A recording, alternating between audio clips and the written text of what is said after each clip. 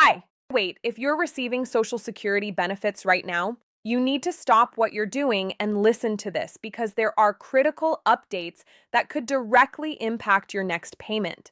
I'm talking about changes that could mean more money in your pocket or potential issues that might delay your benefits.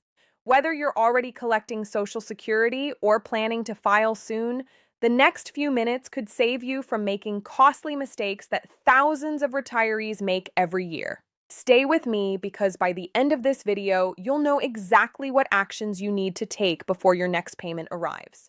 Hello everyone and welcome back to the channel. If you're new here, this is where we break down everything you need to know about Social Security, retirement planning, and making sure you maximize every dollar you've earned throughout your career. Today, we're diving into some crucial Social Security updates that are happening right now, and I'm going to walk you through exactly what you need to do to protect your benefits and potentially increase your monthly payments. Now, I know Social Security can seem complicated and overwhelming. The rules change, the statements are confusing, and it feels like you need a law degree just to understand your own benefits. But that's exactly why I'm here. I'm going to break everything down in plain English so you can make informed decisions about your financial future. So make sure you're subscribed and hit that notification bell because I'm constantly updating you on the latest Social Security news that affects your wallet. Let's get right into it. The Social Security Administration has implemented several important changes this year, and there are specific actions you should be taking right now before your next payment hits your bank account. Some of these are time sensitive, and missing these deadlines could cost you thousands of dollars over the course of your retirement. First, let's talk about the cost of living adjustment that just went into effect. If you've already received your first payment of the year, you might have noticed it's slightly higher than what you were getting last year. This isn't an accident or an error. The Social Security Administration implements an annual cost of living adjustment to help your benefits keep pace with inflation. This year's adjustment is designed to help offset the rising costs we've all been experiencing at the grocery store, at the gas pump, and with our utility bills.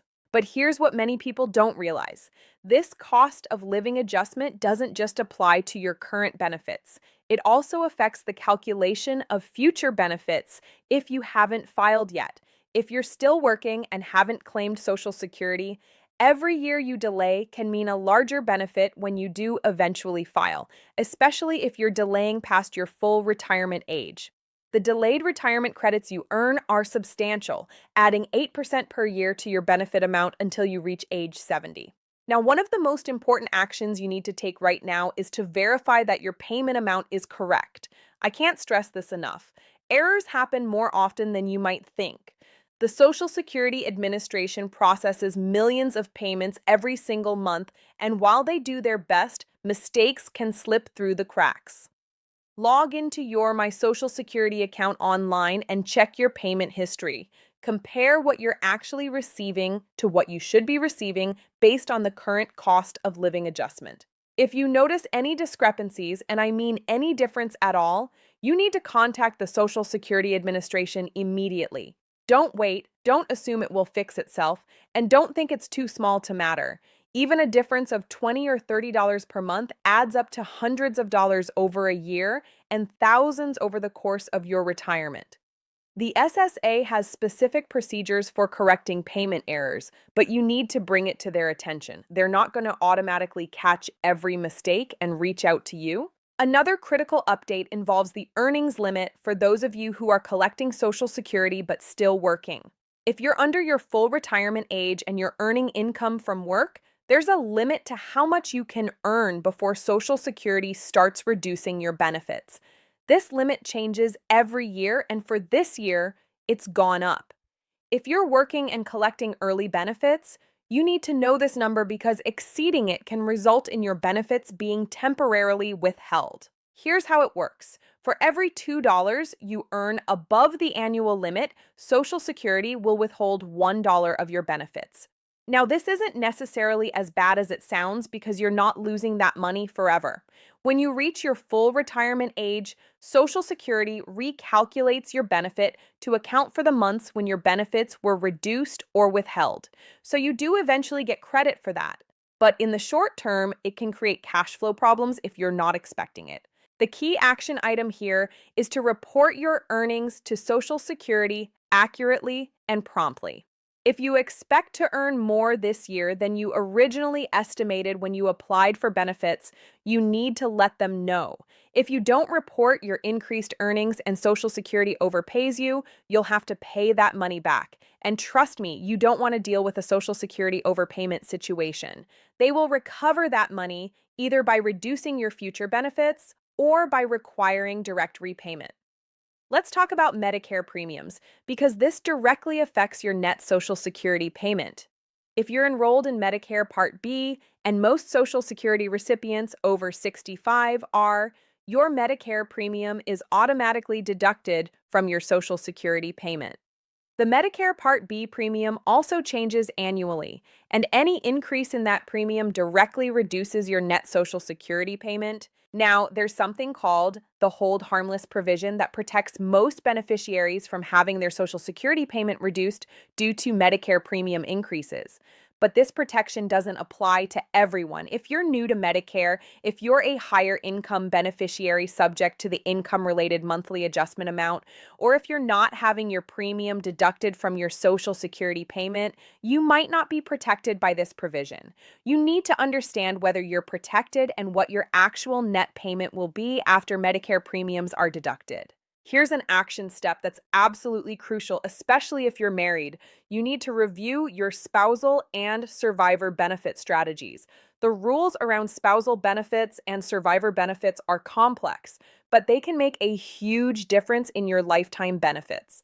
If you're married, you might be eligible for a spousal benefit that's up to 50% of your spouse's full retirement age benefit amount. If you're widowed, you might be eligible for survivor benefits that could be higher than your own retirement benefit. The timing of when you claim these different types of benefits can dramatically impact how much money you receive over your lifetime. For example, you might claim a survivor benefit early while letting your own retirement benefit grow until age 70. Or you might claim your own benefit while your spouse delays theirs to maximize the eventual survivor benefit. These strategies require careful planning and often the help of a knowledgeable advisor, but they can literally be worth tens of thousands of dollars over the course of your retirement. If you haven't already, you absolutely must create a My Social Security account online. This is non-negotiable. Your My Social Security account gives you access to your earnings history, benefit estimates, and the ability to manage your benefits online. You can use it to request a replacement Social Security card, change your address, start or change direct deposit, get a replacement SSA 1099 for tax purposes, and so much more. But beyond just the convenience, your online account is also a security measure. Once you create your account, no one else can create one using your Social Security number. This helps protect you from identity theft and fraudulent benefit claims. Unfortunately, Social Security fraud is a real problem, and criminals do try to file fraudulent claims using stolen Social Security numbers. Creating your account is one simple step you can take to protect yourself. Speaking of taxes, let's talk about the taxation of Social Security benefits because this is something that catches a lot of people off guard. Depending on your total income, up to 85% of your Social Security benefits might be subject to federal income tax. This comes as a shock to many retirees who assumed their Social Security would be tax-free. The formula for determining how much of your benefit is taxable is based on what's called combined income, which includes your adjusted gross income, any tax-exempt interest, and half of your Social Security benefits. If your combined income exceeds certain thresholds, a portion of your Social Security becomes taxable. For individuals, if your combined income is between $25,000 and $34,000, up to 50% of your benefits may be taxable. Above $34,000, up to 85% may be taxable. For married couples filing jointly, the thresholds are $32,000 and $44,000. The action item here is to plan for this tax liability. If you're having taxes withheld from your Social Security payments, make sure you're having enough withheld. You can request voluntary withholding by completing Form W-4V. If you're not having taxes withheld, you might need to make quarterly estimated tax payments to avoid penalties. And if you have any control over your other sources of income, such as IRA withdrawals or capital gains, you might be able to do some strategic planning to minimize the taxation of your Social Security benefits. Another important update relates to representative payees. If you're receiving benefits on behalf of someone else, such as a minor child or an adult who can't manage their own finances, you have specific reporting requirements. The Social Security Administration has been cracking down on representative payee fraud and ensuring that representative payees are using benefits appropriately for the beneficiary's needs. If you're serving as a representative payee, make sure you're keeping detailed records of how you're using the benefits and be prepared to submit annual reports to Social Security.